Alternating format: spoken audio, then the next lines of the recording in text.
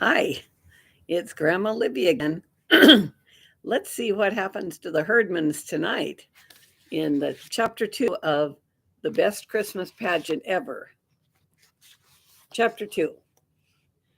Mother didn't expect to have anything to do with the Christmas pageant except to make me and my little brother Charlie be in it. We didn't want to. And to make my father go and see it. He didn't want to. Every year he said the same thing. I've seen the Christmas pageant. You haven't seen this year's Christmas pageant, Mother would tell him. Charlie is a shepherd this year. Charlie was a shepherd last year.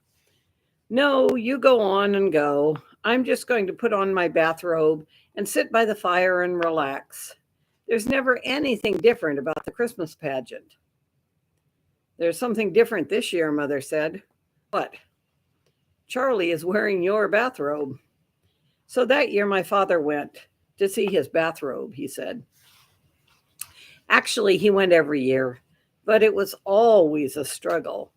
And Mother said that her contribution to the Christmas pageant was getting my father to go to it. But then she got stuck with the whole thing when Mrs. George Armstrong fell and broke her leg. We knew about the accident as soon as it happened because Mrs. Armstrong only lived a block and a half away. We heard the siren and saw the ambulance and watched the policeman carry her out of the house on a stretcher. Call Mr. Armstrong at his work, she yelled at the policeman. Shut off the stove under my potatoes. Inform the ladies' aid that I won't be at the meeting. One of the neighbor women called out, Helen, are you in much pain? And Mrs. Armstrong yelled back, Yes, terrible. Don't let those children tear up my privet hedge. Even in pain, Mrs. Armstrong could still give orders. She was good at giving orders. She was so good at giving orders that she was just naturally the head of anything she belonged to. And at church, she did everything but preach. Most of all, she ran the Christmas pageant every year. And here she was, 2 weeks before Thanksgiving, flat on her back. I don't know what they'll do about the pageant, Mother said. But the pageant wasn't the only problem. Mrs. Armstrong was also chairman of the Ladies' Aid Bazaar and the coordinator of the Women's Society potluck supper, and there was a lot of telephoning back and forth to see who would take over those jobs. Mother had a list of names, and while she was calling people about the Ladies' Aid Bazaar, Mrs. Homer McCarthy was trying to call Mother about the potluck supper. But Mrs. McCarthy got somebody else to do that, and Mother got somebody else to do the bazaar. So the only thing left was the Christmas pageant. And Mother got stuck with that. I could run the potluck supper with one hand tied behind my back, Mother told us. All you have to do is make sure everybody doesn't bring meatloaf. But the Christmas pageant? Our Christmas pageant isn't what you call 4-star entertainment. Mrs. Armstrong breaking her leg was the only unexpected thing that ever happened to it. The script is standard, the inn, the stable, the shepherds, the star. And so are the costumes. And so is the casting. Primary kids are angels. Intermediate kids are shepherds. Big boys are wise men. Elmer Hopkins, the minister's son, has been Joseph for as long as I can remember. And my friend Alice Wendelkin is Mary because she's so smart, so neat and clean, and most of all, so holy looking. All the rest of us are the angel choir, lined up according to height, because nobody can sing parts. As a matter of fact, nobody can sing. We're strictly a no-talent outfit, except for a girl named Alberta Bottles, who whistles. Last year, Alberta whistled, What Child Is This? For a change of pace. But nobody liked it, especially Mrs. Bottles, because Alberta put too much into it and ran out of air and passed out cold on the manger in the middle of the third verse. Aside from that, though, it's always just the Christmas story, year after year, with people shuffling around in bathrobes and bed sheets and sharp wings. Well, my father said, once Mother got put in charge of it, here's your big chance. Why don't you cancel the pageant and show movies? Movies of what? Mother said. I don't know. Fred Stamper has 5 big reels of Yellowstone National Park. What does Yellowstone National Park have to do with Christmas? Mother asked. I know a good movie, Charlie said. We had it at school. It shows a heart operation, and 2 kids got sick. Never mind, Mother said. I guess you all think you're pretty funny. But the Christmas pageant is a tradition, and I don't plan to do anything different. Of course, nobody even thought about the Herdmans in connection with the Christmas pageant. Most of us spent all week in school being pounded and poked and pushed around by Herdmans, and we looked forward to Sunday as a real day of rest. Once a month, the whole Sunday school would go to church for the first 15 minutes of the service and do something special, sing a song or act out a parable or recite Bible verses. Usually the little kids sang Jesus Loves Me, which is all they were up to. But when my brother Charlie was in with the little kids, his teacher thought up something different to do.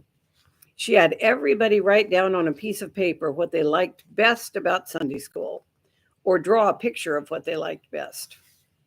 And when we all got in church, she stood up in front of the congregation and said, "Today, some of our youngest boys and girls are going to tell you what Sunday school means to them.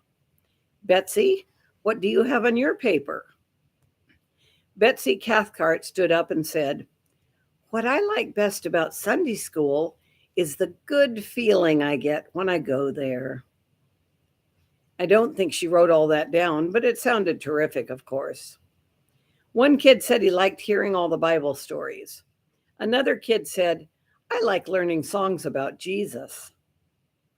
8 or 9 little kids stood up and said what they liked, and it was always something good about Jesus or God or cheerful friends or the nice teacher. Finally, the teacher said, "I think we have time for one more. Charlie, what can you tell us about Sunday school?"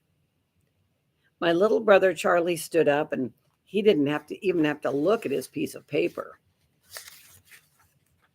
"What I like best about Sunday school," he said, "is that there aren't any Herdmans here." Well, the teacher should have stuck with Jesus Loves Me, because everybody forgot all the nice churchy things the other kids said and just remembered what Charlie said about the Herdmans.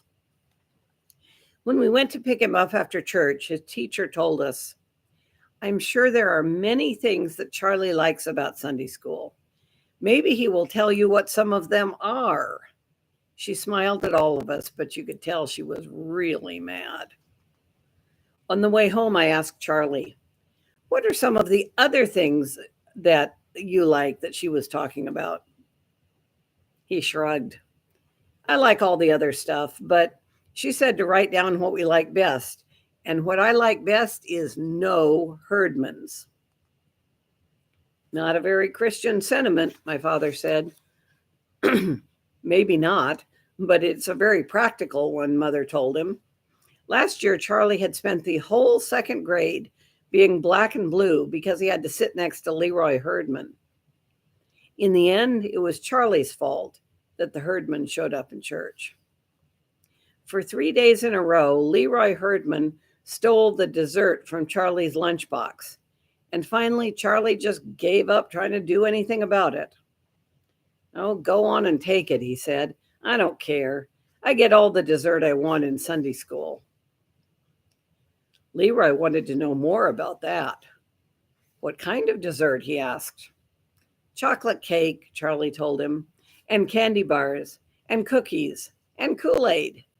We get refreshments all the time, all we want." "You're a liar," Leroy said. Leroy was right. We got jelly beans at Easter and punch and cookies on Children's Day, and that was it.